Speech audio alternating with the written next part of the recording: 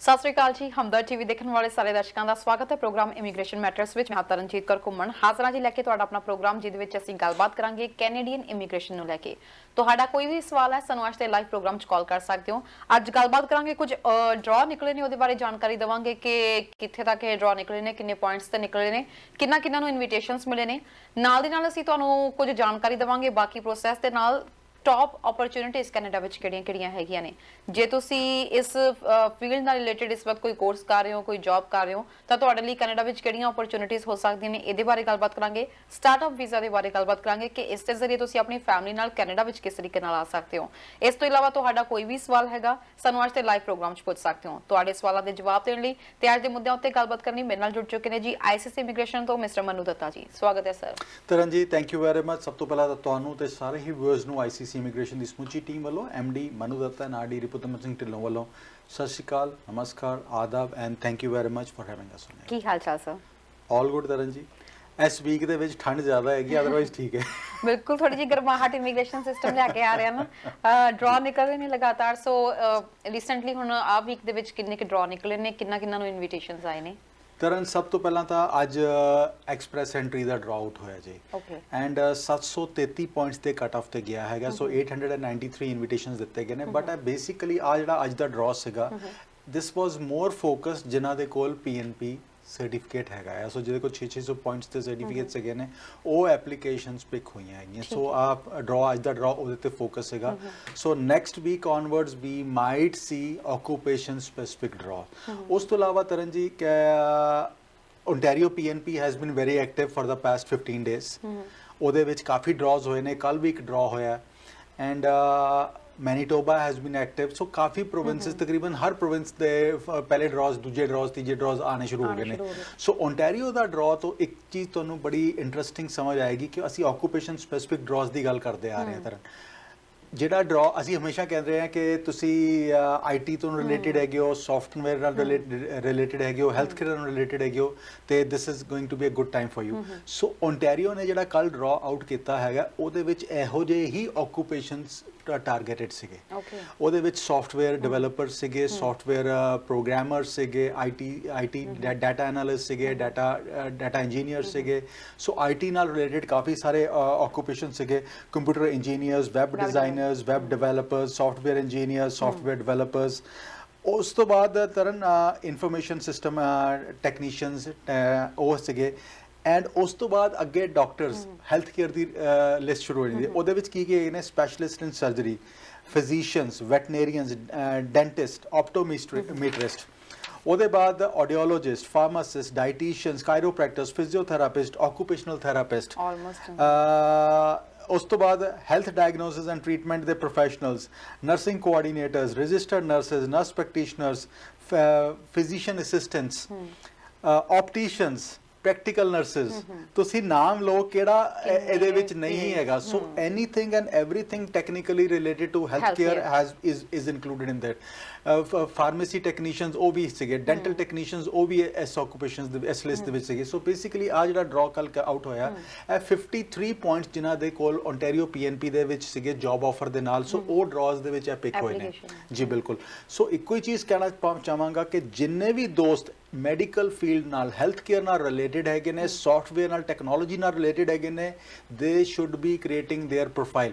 And ਕੱਲੀ profile express ਦੇ ਵਿੱਚ ਨਾ ਕ੍ਰੀਏਟ ਕਰੋ, PNPs ਦੇ ਵਿੱਚ ਵੀ ਕ੍ਰੀਏਟ ਕਰੋ ਤਾਂ ਕਿ ਯੂ ਨੈਵਰ ਨੋ ਕਿ ਕਿਹੜਾ PNP ਤੁਹਾਨੂੰ ਪਿਕ ਕਰ ਲਵੇ। ਬਿਲਕੁਲ। ਜੇ ਤੁਸੀਂ PNP ਦੀ ਗੱਲ ਕਰਦੇ ਹੋ, ਜਿਵੇਂ ਤੁਸੀਂ ਪ੍ਰੋਫੈਸ਼ਨਲਸ ਦੀ ਗੱਲ ਕੀਤੀ ਹੈ, ਓਂਟਾਰੀਓ ਇਸ ਵਕਤ ਹੈਲਥ ਕੇਅਰ ਪ੍ਰੋਫੈਸ਼ਨਲਸ ਦੇ ਵੱਲ ਕਾਫੀ ਤਵੱਜੋ ਦੇ ਰਿਹਾ।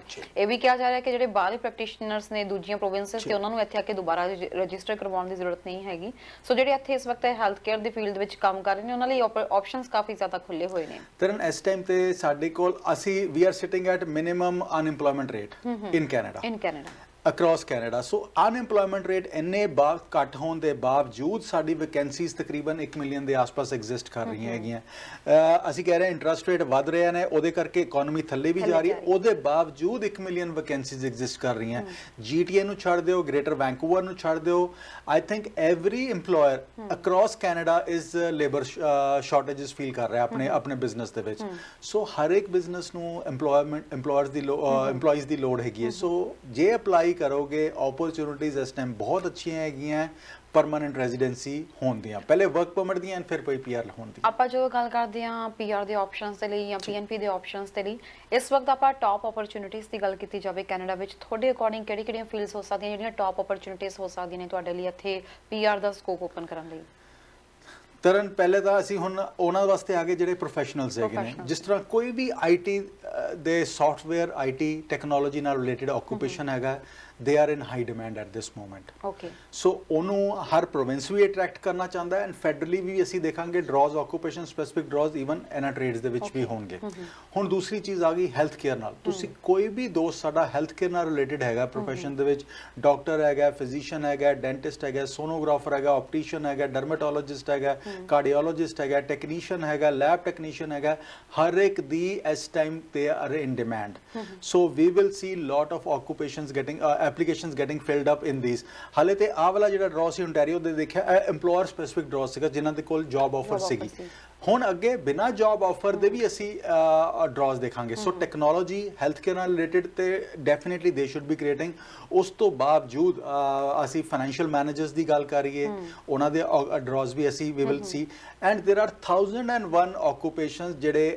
ਸੋ ਮੈਂ ਹਰ ਇੱਕ ਨੂੰ ਕਹੂੰਗਾ ਕਿ ਆਪਣਾ ਪ੍ਰੋਫਾਈਲ ਜ਼ਰੂਰ ਕ੍ਰੀਏਟ ਕਰੋ ਐਂਡ ਕੱਲਾ ਐਕਸਪ੍ਰੈਸ ਐਂਟਰੀ ਦੇ ਵਿੱਚ ਨਾ ਕ੍ਰੀਏਟ ਕਰੋ, ਪੀਐਨਪੀਸ ਦੇ ਵਿੱਚ ਜਾ ਕੇ ਵੀ ਆਪਣਾ ਪ੍ਰੋਫਾਈਲ ਕ੍ਰੀਏਟ ਕਰੋ। ਸੋ ਜੇ ਤੁਹਾਨੂੰ ਟੈਕਨੀਕਲ ਹੈਲਪ ਚਾਹੀਦੀ ਹੈਗੀ ਹੈ ਪ੍ਰੋਫਾਈਲ ਕ੍ਰੀਏਸ਼ਨ ਦੇ ਵਿੱਚ, go on to those people who are actually regulated, ਜਿਹੜੇ ਕਾਲਜ ਆਫ ਇਮੀਗ੍ਰੇਸ਼ਨ ਦੇ ਮੈਂਬਰਸ ਹੈਗੇ ਨੇ, ਸਿਟੀਜ਼ਨਸ਼ਿਪ ਐਂਡ ਇਮੀਗ੍ਰੇਸ਼ਨ ਕਾਲਜ ਦੇ ਮੈਂਬਰਸ ਹੈਗੇ ਨੇ, ਉਹਨਾਂ ਨਾਲ ਕੰਟੈਕਟ ਕਰੋ, ਜਾਂ ਜਿਹੜੇ law society of upper Canada ਦੇ ਮੈਂਬਰਸ ਹੈਗੇ ਉਹਨਾਂ ਨਾਲ ਕੰਟੈਕਟ ਕਰੋ ਤਾਂ ਕਿ ਉਹ ਤੁਹਾਨੂੰ ਸਟ੍ਰੇਟ ਫਾਰਵਰਡ ਐਡਵਾਈਸ ਕਰ ਸਕਣ, ਹੈਲਪ ਕਰ ਸਕਣ ਐਂਡ ਉਹਨਾਂ ਦੀ ਸਰਵਿਸਿਜ਼ ਲਓ ਜਾ ਕੇ। ਜੋ ਤੁਸੀਂ ਇਹਦੇ ਬਾਰੇ ਗੱਲ ਕਰਦੇ ਹੋ, ਆਪਾਂ ਐਕਸਪ੍ਰੈਸ ਐਂਟਰੀ ਦੀ ਵੀ ਗੱਲ ਕੀਤੀ ਸੀ ਕਿ ਚੇਂਜਸ ਆਉਣ ਦੀ ਸੰਭਾਵਨਾ ਆ। ਸੋ ਜੇ ਇਹਦੇ ਵਿੱਚ ਕੀ ਪੀਐਨਪੀਸ ਦੇ ਉੱਤੇ ਵੀ ਇਸ ਦਾ ਅਸਰ ਪਏਗਾ, ਤੇ ਦੂਜੀ ਗੱਲ ਇਹ ਹੈਗੀ ਹੈ ਕਿ ਪੀਐਨਪੀਸ ਦੇ ਸਕੋਰਸ ਵੀ ਕੀ ਅਪ ਜਾਣਗੇ ਜਾਂ ਉਨੀ ਰਹਿਣ ਦੀ ਸੰਭਾਵਨਾ ਹੈਗੀ ਆ? ਤਰਨ ਜੀ, ਸਕੋਰ ਤਾਂ ਥੱਲੇ ਜਾਏਗਾ ਜੀ, ਬਿਲਕੁਲ। ਐਂਡ ਲਾਸਟ ਡਰਾ ਅਸੀਂ 490 ਤੇ ਦੇਖਿਆ ਸੀਗਾ। ਸੋ ਵੀ ਆਰ ਐਕਸਪੈਕਟਿੰਗ ਕਿ ਫੈਬਰੂਰੀ ਦੇ ਵਿੱਚ 480s ਦੇ ਵਿੱਚ ਚਲਾ ਜਾਏਗਾ, 82, 83, 84 ਦੇ ਵਿੱਚ ਆਸ-ਪਾਸ ਵੀ ਵਿਲ ਸੀ ਦਾ ਸੈਕੰਡ ਡਰਾ। ਸੋ ਪਹਿਲਾ ਡਰਾ ਹੋ ਸਕਦਾ 85, 86 ਦਾ ਹੋਵੇ, ਸੈਕੰਡ ਡਰਾ ਥੱਲੇ ਚਲਾ ਜਾਏਗਾ। ਹੁਣ ਤਰਨ ਕੱਲਾ ਅਸੀਂ ਇਹਨਾਂ ਆਕੂਪੇਸ਼ਨ ਦੀ ਗੱਲ ਕਰ ਲਈ ਜਿਹੜੇ ਵਾਈਟ ਕਾਲਰ ਆਕੂਪੇਸ਼ਨਸ ਹੈਗੇ ਨੇ, ਬਟ ਉਹਨਾਂ ਦੇ ਬਾਵਜੂਦ ਇਸ ਟਾਈਮ ਬਲੂ ਕਾਲਰ ਦੇ ਉੱਤੇ ਵੀ ਫੋਕਸ ਹੈਗਾ। ਸੋ ਜੇ ਤੁਸੀਂ ਲੇਬਰ ਐਂਡ ਹੈਲਪਰ ਜੌਬ ਤੋਂ ਡਰਦੇ ਨਹੀਂ ਹੈਗੇ, ਆਪਣੀ ਮਿਹਨਤ ਕਰਨ ਤੋਂ ਦੌੜਦੇ ਨਹੀਂ ਹੈਗੇ, ਤੇ ਤੁਹਾਡੀ ਪੀਆਰ ਦੀ ਹੈਲਪ ਇਹ ਆਕੂਪੇਸ਼ਨਸ ਵੀ ਕਰ ਸਕਦੇ ਨੇ। ਐਂਡ ਮੇਕ ਸ਼ੋਰ ਕਿ ਤੁਸੀਂ ਓਨਟਾਰੀਓ ਤੋਂ ਇਲਾਵਾ ਬਾਕੀ ਪ੍ਰੋਵਿੰਸਸ ਦੇ ਵਿੱਚ ਮੂਵ ਹੋਣ ਵਾਸਤੇ ਜਦੋਂ ਵੀ ਤੁਸੀਂ ਕੋਈ ਵਰਕ ਪਰਮਿਟ ਲੈਂਦੇ ਹੋ ਨਾ, ਆਪਣੇ ਕੰਸਲਟੈਂਟ, ਆਪਣੇ ਲਾਇਰ, ਆਪਣੇ EMPLOYER ਨੂੰ ਪੁੱਛ ਕੇ ਦੇਖੋ ਕਿ ਤੁਹਾਡੀ ਪੀਐਨਪੀ ਹੋ ਰਹੀ ਹੈ ਜਾਂ ਨਹੀਂ ਹੋ ਰਹੀ। ਆਮ ਤੌਰ ਤੇ ਜਦੋਂ ਤੁਸੀਂ ਪੀਐਨਪੀ ਦੀ ਗੱਲ ਕੀਤੀ ਸੀ, ਬਹੁਤ ਸਾਰੇ ਸਟੂਡੈਂਟਸ ਇਹ ਆਪਸ਼ਨ ਸੋਚ ਕੇ ਗਏ ਸੀਗੇ ਦੂਜੀ ਸਾਈਡ ਦੇ ਉੱਤੇ, ਕਿਊਬੈਕ ਦੇ ਵਿੱਚ ਚਲੇ ਗਏ ਸੀ ਕਿ ਉੱਥੇ ਮੈਨੀਟੋਬਾ ਦੇ ਵਿੱਚ ਕਿ ਸਾਨੂੰ ਈਜ਼ੀਲੀ ਹੋਏਗਾ, ਉੱਥੇ ਪੀਐਨਪੀ ਹੋਏਗੀ। ਤੇ ਹੁਣ ਉੱਥੇ ਪ੍ਰੋਟੈਸਟ ਕੀਤੇ ਜਾ ਰਹੇ ਨੇ ਤੇ ਹੁਣ ਉੱਥੇ ਆਪਣਾ ਫਿਊਚਰ ਵੀ ਖਰਾਬ ਕੀਤਾ ਜਾ ਰਿਹਾ, ਟਾਈਮ ਵੇਸਟ ਕੀਤਾ ਐਂਡ ਹੁਣ ਮੰਗ ਕੀਤੀ ਜਾ ਰਹੀ ਹੈ ਕਿ ਜਿਹੜੇ ਸਾਡੇ ਵਰਕ ਪਰਮਿਟ ਨੇ ਉਹਨੂੰ ਐਕਸਟੈਂਡ ਕੀਤਾ ਜਾਵੇ। ਤਰਨ, ਮੰਗ ਕਰਨ ਦੇ ਨਾਲ ਜੇ ਹਰ ਚੀਜ਼ ਮਿਲਦੀ ਤੇ ਮੈਂ ਤਾਂ ਰੱਬ ਤੋਂ ਮੰਗਦਾ ਕਿ ਸਾਰੀ ਸ਼ਾਂਤੀ ਹੋ ਜਾਵੇ। ਸਮੇਂ ਤੇ ਸਲਾਹ ਨਹੀਂ ਲਈ ਗਈ ਨਾ ਕਿ ਸਮੇਂ ਤੇ। ਬੇਸਿਕਲੀ ਮੈਂ ਹਮੇਸ਼ਾ ਕਹਿੰਦਾ ਜੀ, ਜਦੋਂ ਵੀ ਤੁਸੀਂ ਕੋਈ ਸਲਾਹ ਲੈਂਦੇ ਹੋ, ਜਿਹੜੇ ਟਿਕਟੌਕ ਤੇ ਪਹਿਲਵਾਨ ਬੈਠੇ ਨੇ ਉਹਨਾਂ ਤੋਂ ਦੂਰ ਰਹੋ। ਗੱਲ ਕਰਾਂਗੇ ਆਪਾਂ ਇਹਦੇ ਬਾਰੇ, ਸਾਡੇ ਨਾਲ ਦਰਸ਼ਕ ਜੁੜ ਗਏ ਨੇ। ਹਾਂਜੀ, ਫੋਨ ਨੰਬਰ 0794, ਕਿੱਥੋਂ ਬੋਲ ਰਹੇ ਹੋ ਜੀ, ਕੀ ਸਵਾਲ ਹੈ? ਹਾਂਜੀ, ਸਤਿ ਸ਼੍ਰੀ ਅਕਾਲ। ਸਤਿ ਸ਼੍ਰੀ ਅਕਾਲ ਜੀ। ਸਰ ਨੂੰ ਇਹ ਪੁੱਛਣਾ ਸੀ ਕਿ ਜਿਵੇਂ ਆਪਾਂ ਰਿਫਿਊਜੀ ਕੇਸ ਫਾਈਲ ਕੀਤਾ, ਉਹਨੂੰ ਵਿਡਰਾਅਲ ਕਰਾਉਣ ਲਈ ਕੀ ਮਤਲਬ ਫਾਰਮੈਲਿਟੀਜ਼ ਰਹਿੰਦੀਆਂ? ਤੁਹਾਡੀ ਐਪਲੀਕੇਸ਼ਨ ਪੀਆਰ ਦੀ ਤੁਸੀਂ ਸਪਾਂਸਰਸ਼ਿਪ ਲਗਾਉਣ ਲੱਗੇ ਹੋ ਕੋਈ? ਨਹੀਂ ਸਰ, ਉਹ ਅਪਰੂਵ ਹੋ ਗਈ ਹੋਈ ਆਲਰੇਡੀ, ਸਪਾਂਸਰਸ਼ਿਪ ਅਪਰੂਵਡ ਆ। ਤੇ ਪਰ ਮੇਰਾ ਜਿੱਦਾਂ ਪਾਸਪੋਰਟ ਹੈ ਤੇ ਮਤਲਬ ਫਾਈਲ ਜਿਹੜੀ ਆ ਵਾਪਸ ਲੈਣੀ ਆ, ਉਹਦੇ ਲਈ ਕੀ ਪ੍ਰੋਸੈਸ ਹੋਏਗਾ? ਜੀ, ਤੁਸੀਂ ਟੀਵੀ ਸਕਰੀਨ ਤੇ ਆਨਸਰ ਸੁਣ ਸਕਦੇ ਹੋ। ਥੈਂਕ ਯੂ ਕਾਲ ਕਰਨ ਦੇ ਲਈ। ਨੈਕਸਟ ਕਾਲਰ, ਸਤਿ ਸ਼੍ਰੀ ਅਕਾਲ ਜੀ, ਫੋਨ ਨੰਬਰ 2073, ਕਿੱਥੋਂ ਬੋਲ ਰਹੇ ਹੋ ਜੀ, ਕੀ ਸਵਾਲ ਹੈ?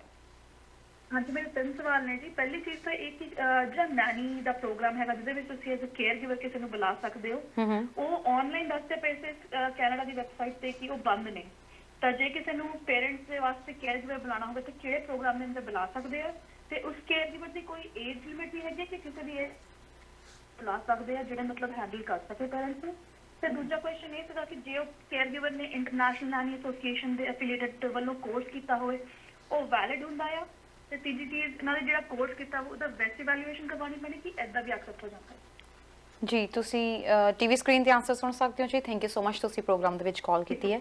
ਸਭ ਤੋਂ ਪਹਿਲਾਂ ਜਿਨ੍ਹਾਂ ਨੇ ਰਿਫਿਊਜੀ ਕੇਸ ਕਹਿ ਰਹੇ ਸੀ ਵਿਡਰਾਲ ਕਰਨ ਦੇ ਬਾਰੇ ਆਪਸ਼ਨਸ ਕਿਵੇਂ ਹੋ ਸਕਦੇ? ਜੀ ਬਿਲਕੁਲ, ਇਹਨਾਂ ਨੂੰ ਸਭ ਤੋਂ ਪਹਿਲਾਂ ਚਾਹੀਦਾ ਕਿ ਜਿਹੜੇ ਕੰਸਲਟੈਂਟ ਲਾਇਰ ਦੀ ਹੈਲਪ ਲਿੱਤੀ ਹੈ ਉਹਨਾਂ ਦੇ ਕੋਲ ਜਾ ਕੇ ਟੇਕ ਹਿਸ ਸੁਜੈਸ਼ਨ ਐਂਡ ਜੇ ਤੁਹਾਡੀ ਸਪਾਂਸਰਸ਼ਿਪ ਆ ਚੁੱਕੀ ਹੈ ਤਾਂ ਹੀ ਉਸ ਸਟੇਜ ਦੇ ਉੱਤੇ ਜਾ ਕੇ ਗੱਲ ਕਰਿਓ।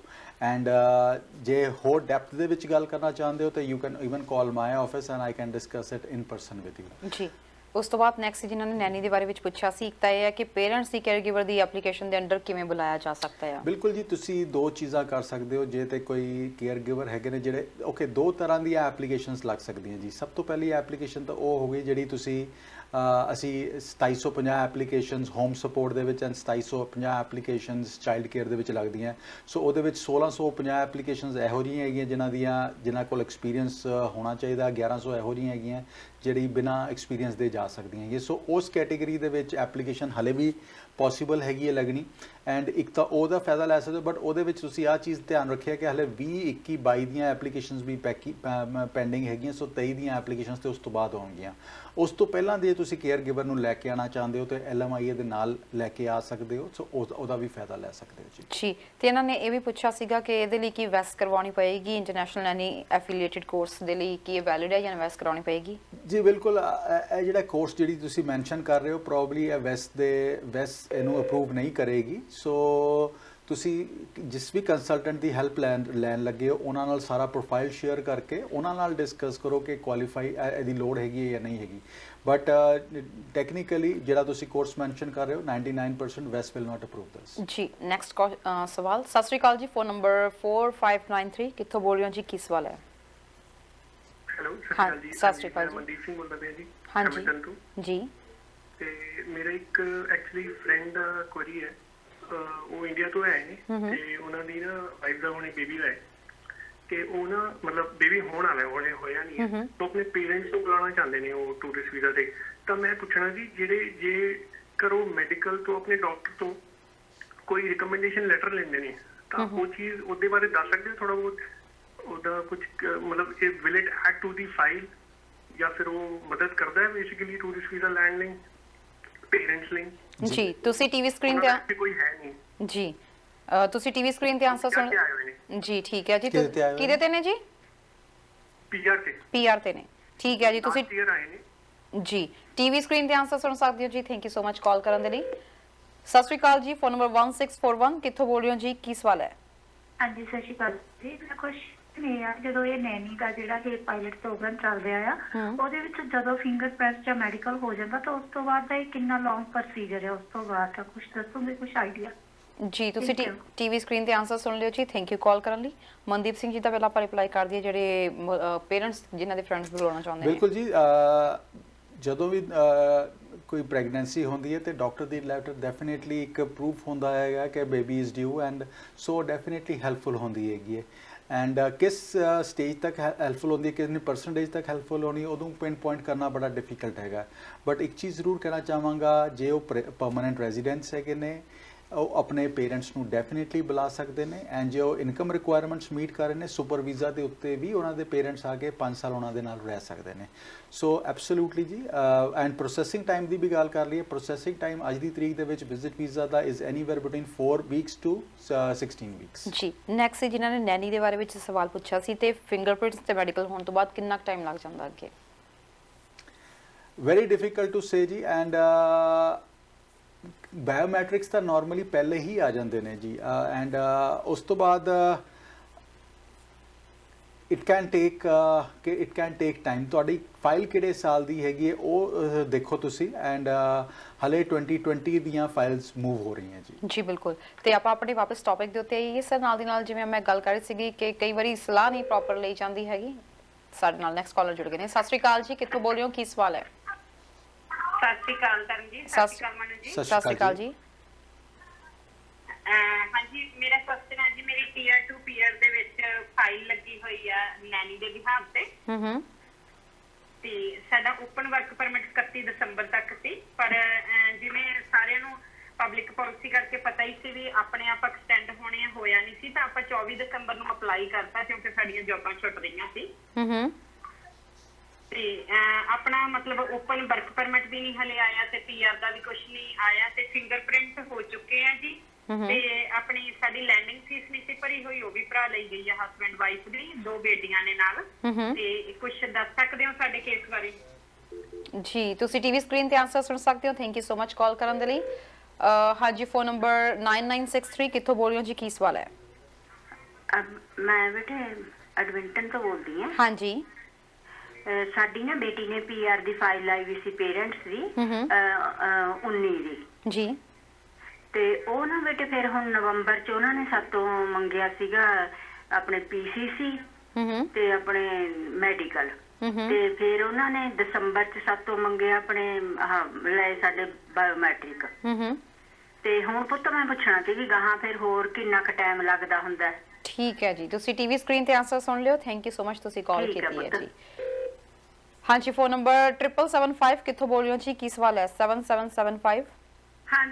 ਹਾਂਜੀ ਸਤਿ ਸ਼੍ਰੀ ਅਕਾਲ ਜੀ। ਸਤਿ ਸ਼੍ਰੀ ਅਕਾਲ ਜੀ। ਮੇਰਾ ਕੁਐਸਚਨ ਇਹ ਹੈਗਾ ਕਿ ਮੇਰੀ ਬੇਟੀ ਦਾ ਜੀਐਸਟੀ ਸਟਰੀਮ ਦੇ ਅੰਦਰ ਆਉਂਦੀ, ਗਲੋਬਲ ਸਕਿੱਲ ਦੇ ਸਟਰੀਮ ਦੇ ਅੰਦਰ ਆਉਂਦੀ ਹੈ, ਆਈਟੀ ਸੈਕਟਰ ਵਿੱਚ ਹੈਗੀ ਆ।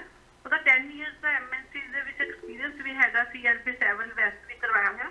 ਉਹਦੇ ਜੌਬ ਦਾ ਕਿੱਦਾਂ, ਜਿੱਦਾਂ ਉਹਦੇ ਅੰਦਰ ਕਿੱਦਾਂ ਜੌਬ ਲੈਣੀ ਹੈ, ਇਹ ਸਾਨੂੰ ਪਤਾ ਨਹੀਂ ਲੱਗਦਾ। ਉਹ ਕੈਨੇਡਾ ਦੇ ਵਿੱਚ ਹੈਗੇ ਨੇ ਜੀ ਇਸ ਟਾਈਮ ਤੇ ਤੁਹਾਡੇ ਬੇਟੀ, ਕਿ she is in India? India ਦੇ ਵਿੱਚੋਂ, ਇੰਡੀਆ ਚੋਂ ਅਪਲਾਈ ਕਰਨਾ। ਹਾਂਜੀ ਠੀਕ ਹੈ ਜੀ, ਤੁਸੀਂ ਟੀਵੀ ਸਕਰੀਨ ਤੇ ਆਨਸਰ ਸੁਣ ਸਕਦੇ ਹੋ। ਥੈਂਕ ਯੂ ਕਾਲ ਕਰਨ ਦੇ ਲਈ। ਨੈਕਸਟ ਕਾਲਰ ਹਾਂਜੀ 6305 ਕਿੱਥੋਂ ਬੋਲ ਰਹੇ ਹੋ ਜੀ, ਕੀ ਸਵਾਲ ਹੈ? ਹਾਂਜੀ ਫੋਨ ਨੰਬਰ। ਸਤਿ ਸ਼੍ਰੀ ਅਕਾਲ ਜੀ। ਹਾਂਜੀ ਸਤਿ ਸ਼੍ਰੀ ਅਕਾਲ। ਸਤਿ ਸ਼੍ਰੀ ਬੱਚੇ ਮੈਂ ਮੈਨੂੰ ਦੱਸਾ ਜੀ ਦੇ ਸਲਾਹ ਲੈਣੀ ਸੀ। ਮੇਰੀ ਭੈਣ ਦੀ ਨੂੰ ਆ ਇੰਡੀਆ ਨੇ ਬੀਐਸਸੀ ਨਰਸਿੰਗ ਕੀਤੀ ਆ ਤੇ ਜੌਬ ਕਰਦੀ ਆ ਗੁਰੂ ਰਾਮਦਾਸ ਵਿੱਚ, ਤੇ ਉਹਨੇ ਆਈਲਟ ਕਰਕੇ 6 ਬੈਂਡ ਲਾਇਆ ਤੇ ਉਹਨੂੰ ਨੈਨੀ ਬਾਰੇ ਉਹਨੇ ਆਉਣਾ ਚਾਹੁੰਦੀ ਆ ਤੇ ਉਹ ਤੱਕ ਸੁਣਨਾ ਜੀ। ਤੁਸੀਂ ਠੀਕ ਹੈ ਜੀ, ਤੁਸੀਂ ਟੀਵੀ ਸਕਰੀਨ ਤੇ ਆਨਸਰ ਸੁਣ ਸਕਦੇ ਹੋ। ਥੈਂਕ ਯੂ ਸੋ ਮਚ, ਤੁਸੀਂ ਕਾਲ ਕੀਤੀ ਹੈ ਜੀ। ਪਹਿਲਾਂ ਜਿਨ੍ਹਾਂ ਨੇ ਕਿਹਾ ਸੀ ਟੀਆਰ ਟੂ ਪੀਆਰ ਚ ਵੀ ਫਾਈਲ ਲਗਾਈ ਹੈ, ਐਕਸਟੈਂਸ਼ਨ ਵੀ ਪਾਈ ਹੋਈ ਹੈ 24 ਦਸੰਬਰ ਤੋਂ, ਪਰ ਅਜੇ ਤੱਕ ਕੋਈ ਰਿਪਲਾਈ ਨਹੀਂ ਆਇਆ ਹੈਗਾ। ਲੈਂਡਿੰਗ ਫੀਸ ਵੀ ਹੋ ਚੁੱਕੀ ਆ, ਫਿੰਗਰਪ੍ਰਿੰਟਸ ਵੀ ਡਨ ਹੋ ਚੁੱਕਿਆ। ਕੀ ਅੱਗੇ ਪ੍ਰੋਸੈਸ ਹੋਏਗਾ? ਤੁਹਾਨੂੰ ਰਿਕਮੈਂਡੇਸ਼ਨ ਇਹ ਹੈਗਾ ਜੀ, ਆਪਣੇ ਮੈਂਬਰ ਪਾਰਲੀਮੈਂਟ ਦੀ ਹੈਲਪ ਲੈਣ ਦੀ ਕੋਸ਼ਿਸ਼ ਕਰੋ, ਉਹਨਾਂ ਦੇ ਆਫਿਸ ਨਾਲ ਅਪਾਇੰਟਮੈਂਟ ਬਣਾਓ, ਆਪਣਾ ਕੇਸ ਜਾ ਕੇ ਡਿਸਕਸ ਕਰੋ ਐਂਡ ਸੀਕ ਹੈਲਪ ਫਰੋਮ ਹਿਮ ਔਰ ਹਰ। ਨੈਕਸਟ ਕਾਲਰ ਸੀ ਜਿਨ੍ਹਾਂ ਨੇ ਕਿਹਾ ਸੀ ਬੇਟੀ ਨੇ ਪੀਆਰ ਪਾਈ ਹੋਈ ਹੈ 2019 ਤੋਂ, ਨਵੰਬਰ ਦੇ ਵਿੱਚ ਪੀਸੀਸੀ ਤੇ ਮੈਡੀਕਲ ਹੋ ਗਿਆ, ਦਸੰਬਰ ਦੇ ਵਿੱਚ ਬਾਇਓਡਨ ਹੋ ਚੁੱਕੇ ਆ, ਤੇ ਕਿੰਨਾ ਟਾਈਮ ਹਜੇ ਹੋਰ ਲੱਗ ਸਕਦਾ? ਤੁਹਾਡਾ ਵੀਜ਼ੇ ਦੀ ਪਾਸਪੋਰਟ ਰਿਕੁਐਸਟ ਆਉਣ ਵਾਲੀ ਹੋਣੀ ਚਾਹੀਦੀ ਹੈ ਜੀ। ਹੋਪਫੁਲੀ ਇਨ ਨੈਕਸਟ ਫਿਊ ਵੀਕਸ ਤੁਹਾਡੀ ਰਿਕੁਐਸਟ ਆ ਜਾਣੀ ਚਾਹੀਦੀ। ਅਗਲਾ ਸੀ ਜਿਨ੍ਹਾਂ ਨੇ ਕਿਹਾ ਸੀ ਬੇਟੀ ਜੀਐਸਟੀ ਸਟਰੀਮ ਦੇ ਵਿੱਚ ਹੈ, ਆਈਟੀ ਸੈਕਟਰ ਦਾ ਵੀ ਐਕਸਪੀਰੀਅੰਸ ਹੈਗਾ, ਐਮਐਸਸੀ ਕੀਤੀ ਹੋਈ ਆ, ਜੌਬ ਲਈ ਪੁੱਛਣਾ ਚਾਹੁੰਦੇ ਨੇ ਕਿਵੇਂ ਅਪਲਾਈ ਕਰ ਸਕਦੇ? ਬਿਲਕੁਲ, ਤੁਹਾਡੀ ਬੇਟੀ ਵਾਸਤੇ ਇਹ ਰਿਕਮੈਂਡ ਓਕੇ ਜੀਟੀਐਸ ਜਿਹੜੀ ਗਲੋਬਲ ਟੈਲੈਂਟ ਸਟਰੀਮ ਹੈਗੀ ਹੈ, ਬੇਸਿਕਲੀ ਉਹਦੇ ਵਿੱਚ ਕੈਨੇਡੀਅਨ EMPLOYERS ਹਾਇਰ ਕਰਦੇ ਨੇ ਜੀ। So it is like an LMIA। ਸੋ ਉਹ ਸਟਰੀਮ ਦੇ ਵਿੱਚ 3 ਸਾਲ ਦਾ ਵਰਕ ਪਰਮਿਟ ਗ੍ਰਾਂਟ ਹੁੰਦਾ ਹੈਗਾ। ਸੋ ਆਪਣੀ ਬੇਟੀ ਨੂੰ ਆਪਣੀ ਬੇਟੀ ਦੇ ਪ੍ਰੋਫਾਈਲਸ ਮੇਰੇ ਨਾਲ ਸ਼ੇਅਰ ਕਰ ਲਓ ਸਾਡੇ ਨਾਲ ICC ਤੇ info@iccimmigration.ca ਤੇ info@iccimmigration.ca, ਜਾਂ ਜੇ ਉਹਨਾਂ ਨੇ ਪਹਿਲੇ ਹੀ ਐਕਸਪ੍ਰੈਸ ਐਂਟਰੀ ਦਾ ਪ੍ਰੋਫਾਈਲ ਕ੍ਰੀਏਟ ਕੀਤਾ ਹੋਇਆ ਤੇ ਉਹਨੂੰ ਕਹੋ ਕਿ ਆਪਣੇ ਕੰਸਲਟੈਂਟ ਨਾਲ, ਆਪਣੇ ਲਾਇਰ ਨਾਲ ਜਾ ਕੇ ਆਪਣਾ ਕੇਸ ਡਿਸਕਸ ਕਰੇ। ਉਹਦੇ ਪੁਆਇੰਟਸ ਕਿੰਨੇ ਹੈਗੇ ਨੇ, ਦੇयर इज ਅ ਵੈਰੀ ਗੁੱਡ ਲਾਈਕਲੀਹੁੱਡ ਕਿ ਉਹਦੀ ਐਪਲੀਕੇਸ਼ਨ ਅਗਲੇ ਕੁਝ ਮਹੀਨਿਆਂ ਦੇ ਵਿੱਚ ਪਿਕ ਹੋਣ ਦੇ ਚਾਂਸਸ ਰਹਿਣਗੇ ਜੇ IT ਟੈਕ ਨਾਲ ਰਿਲੇਟਡ ਹੈਗੇ ਨੇ ਜੀ। ਇਸ ਤੋਂ ਬਾਅਦ ਸੀ ਭੈਣ ਦੀ ਨੂੰ BSc ਨਰਸਿੰਗ ਕੀਤੀ ਹੋਈ ਹੈ, 6 ਬੈਂਡਸ ਵੀ ਹੈਗੇ ਨੇ, ਨੈਨੀ ਦੇ ਤਹਿਤ ਆਉਣਾ ਚਾਹੁੰਦੀ ਆ, ਕਿਵੇਂ ਆ ਸਕਦੇ ਨੇ? ਬਿਲਕੁਲ ਜੀ, ਇਸ ਟਾਈਮ ਤੇ ਹੈਲਥ ਕੇਅਰ ਵਾਲਿਆਂ ਵਾਸਤੇ ਪ੍ਰਾਇੋਰਟੀ ਬਣਿਆ ਹੋਇਆ ਹੈ ਕੰਟਰੀ, ਐਂਡ ਕੰਟਰੀ ਵਾਸਤੇ ਵੀ ਹੈਲਥ ਕੇਅਰ ਵਾਲੇ ਪ੍ਰਾਇੋਰਟੀ ਬਣੇ ਹੋਏ ਨੇ। ਸੋ ਬਿਲਕੁਲ ਜੀ, ਆਪਣੀ ਡਾਟਰ ਇਨ ਲਾਅ ਨੂੰ ਕਹੋ ਕਿ ਆਪਣਾ ਪ੍ਰੋਫਾਈਲ ਕ੍ਰੀਏਟ ਕਰ ਦੇਵੇ, ਐਂਡ ਜੇ ਕੋਈ EMPLOYER ਹੈਗਾ ਤੇ ਜੌਬ ਆਫਰ ਤੇ ਵੀ ਆ ਸਕਦੇ ਨੇ, ਐਂਡ ਹੋ ਸਕੇ ਤੇ ਇੱਕ ਵਾਰੀ ਉਹਨਾਂ ਦੀ ਸਾਰੀ ਡਿਟੇਲ ਸਾਡੇ ਦਫ਼ਤਰ ਦੇ ਨਾਲ ਵੀ ਸ਼ੇਅਰ ਕਰ ਦਿਓ, and we might be able to help her as well. ਅਸੀਂ ਕੁਝ ਇੰਟਰਵਿਊਜ਼ ਉਹਨਾਂ ਦੀ ਕਰਵਾ ਸਕਦੇ ਹਾਂ ਜੀ। ਬਿਲਕੁਲ, ਤੇ ਇਸ ਤੋਂ ਬਾਅਦ ਆਪਾਂ ਵਾਪਸ ਟੌਪਿਕ ਦੇ ਉੱਤੇ ਆਈਏ। ਥੋੜਾ ਜਿਹਾ ਆਪਾਂ ਸਰ ਜਿਹੜਾ ਨਵਾਂ ਪ੍ਰੋਗਰਾਮ ਸਟਾਰਟ ਹੋ ਰਿਹਾ ਵਾ, ਨਵਾਂ ਜਾਂ ਪਾਇਲਟ ਪ੍ਰੋਗਰਾਮ ਹੈ ਜਾਂ ਕੀ ਚੀਜ਼ ਹੈ, ਦੀ ਜਾਣਕਾਰੀ ਜ਼ਰੂਰ ਦਿਓ। ਜਿਹੜਾ ਕਿਹਾ ਜਾ ਰਿਹਾ ਕਿ ਜਿਹੜੇ ਵਰਕ ਪਰਮਿਟ ਦੇ ਉੱਤੇ ਹੁਣ ਓਪਨ ਵਰਕ ਪਰਮਿਟ ਦੇ ਉੱਤੇ ਸਪਾਊਸਿਸ ਪਲੱਸ ਇੰਡੀਪੈਂਡੈਂਟ ਵਰਕਿੰਗ ਚਿਲਡਰਨ ਆ ਸਕਦੇ ਨੇ। ਤਰਨ ਜੀ 2 ਦਸੰਬਰ ਨੂੰ ਇਮੀਗ੍ਰੇਸ਼ਨ ਮਿਨਿਸਟਰ ਸਾਹਿਬ ਨੇ ਅਨਾਉਂਸਮੈਂਟ ਕੀਤੀ ਸੀਗੀ ਕਿ ਹੁਣ ਬਿਕੋਜ਼ ਅਸੀਂ ਕੈਨੇਡਾ ਦੇ ਵਿੱਚ we are short of labour, ਤੇ ਉਹਨੂੰ ਆਫਸੈਟ ਕਰਨ ਵਾਸਤੇ ਪਹਿਲਾਂ ਤਾਂ ਉਹਨਾਂ ਨੇ ਇੰਟਰਨੈਸ਼ਨਲ ਸਟੂਡੈਂਟਸ ਨੂੰ ਪਰਮਿਸ਼ਨ ਦੇ ਦਿੱਤੀ ਕਿ ਉਹ 20 ਘੰਟੇ ਦੀ ਜਗ੍ਹਾ ਫੁੱਲ ਟਾਈਮ ਕੰਮ ਕਰ ਸਕਦੇ ਨੇ। ਸੋ ਉਸ ਤੋਂ ਬਾਵਜੂਦ ਸਾਡੀ ਜਿਹੜਾ ਸਾਡਾ ਅਨਐਮਪਲੋਇਮੈਂਟ ਰੇਟ ਆ ਉਹ ਮਿਨੀਮਮ ਤੇ ਬੈਠਾ, ਉਸ ਤੋਂ ਬਾਵਜੂਦ ਅਸੀਂ ਦੇਖਿਆ ਕਿ ਕੋਈ ਖਾਸ ਫਰਕ ਨਹੀਂ ਪਿਆ ਲੇਬਰ ਮਾਰਕੀਟ ਦੇ ਵਿੱਚ। ਸੋ ਉਹਨਾਂ ਨੇ ਕਿਹਾ ਕਿ ਜਿੰਨੇ ਵੀ ਵਰਕਰਸ ਹੈਗੇ ਨੇ, ਭਾਵੇਂ ਉਹ ਟੀਅਰ O ਦੇ ਵਿੱਚ ਹੈਗੇ ਨੇ, ਟੀਅਰ 0 ਦੇ ਵਿੱਚ ਹੈਗੇ ਨੇ, 1 ਦੇ ਵਿੱਚ ਹੈਗੇ ਨੇ, 2 ਦੇ ਵਿੱਚ, 3 4 ਦੇ ਵਿੱਚ ਹੈਗੇ ਨੇ, ਜਾਂ ਨੌਕ OABCD ਤੱਕ ਹੈਗੇ ਨੇ, ਉਹਨਾਂ ਸਾਰਿਆਂ ਦੇ ਸਪਾਊਸਸ ਨੂੰ ਵੀ ਅਸੀਂ ਵਰਕ ਪਰਮਿਟ ਗ੍ਰਾਂਟ ਕਰਦੇ ਆ। ਹੋ ਸਕਦਾ ਇਹ 2 ਲੱਖ ਹੋਰ ਵਰਕਰ ਆ ਜਾਵੇ, 5 ਲੱਖ ਹੋਰ ਵਰਕਰ ਆ ਜਾਵੇ ਤੇ ਥੋੜੀ ਜੀ ਸਾਡੀ ਲੇਬਰ ਸ਼ਾਰਟੇजेस ਘਟ ਜਾਵੇ। ਸੋ ਉਸ ਨੂੰ ਮੱਦੇਨਜ਼ਰ ਰੱਖਦਿਆਂ ਹੋਇਆਂ 2 ਦਸੰਬਰ ਨੂੰ ਅਨਾਉਂਸਮੈਂਟ ਕੀਤੀ ਗਈ ਸੀ। ਸੋ ਆ 3 ਫੇਜ਼ਸ ਦੇ ਵਿੱਚ ਵੀਜ਼ਾ ਗ੍ਰਾਂਟ ਹੋਣੇ ਸੀਗੇ ਜੀ ਸਪਾਊਸਲ ਡਿਪੈਂਡੈਂਟਸ। ਸੋ ਉਹ ਫਸਟ ਫੇਜ਼ ਜਿਹੜਾ ਸੀਗਾ ਉਹਦੀ ਅਨਾਉਂਸਮੈਂਟ ਆ ਗਈ, ਉਹਦੀ ਇੰਪਲੀਮੈਂਟੇਸ਼ਨ 31 ਜਨਵਰੀ ਤੋਂ ਸ਼ੁਰੂ ਕਰ ਦਿੱਤੀ ਗਈ ਹੈ। ਸੋ ਹੁਣ ਜਿਹੜੇ ਨੌਕ OA ਤੇ ਉਹ ਤੇ ਪਹਿਲੇ ਹੀ ਮਿਲ ਰਹੇ ਸੀਗੇ, ਉਹ ਇੰਪਲੀਮੈਂਟੇਸ਼ਨ ਦੇ ਨਾਲ ਉਹਨਾਂ ਨੂੰ ਹੋਰ ਫਾਸਟਰ ਹੋ ਜਾਏਗਾ। ਹੁਣ ਫੇਜ਼ 2 ਦੇ ਵਿੱਚ ਨੌਕ B ਤੱਕ ਆਏਗਾ, ਉਸ ਤੋਂ ਬਾਅਦ ਫੇਜ਼ 3 ਦੇ ਵਿੱਚ ਨੌਕ C ਐਂਡ D ਦੇ ਵਿੱਚ ਵੀ ਚਲੇ ਜਾਣਗੇ ਜੀ। ਓਕੇ, ਇਹਦੇ ਬਾਰੇ ਗੱਲ ਕਰਾਂਗੇ। ਨੈਕਸਟ ਕਾਲਰ, ਸਤਿ ਸ਼੍ਰੀ ਅਕਾਲ ਜੀ, ਕਿੱਥੋਂ ਬੋਲ ਰਹੇ ਹੋ, ਕੀ ਸਵਾਲ ਹੈ?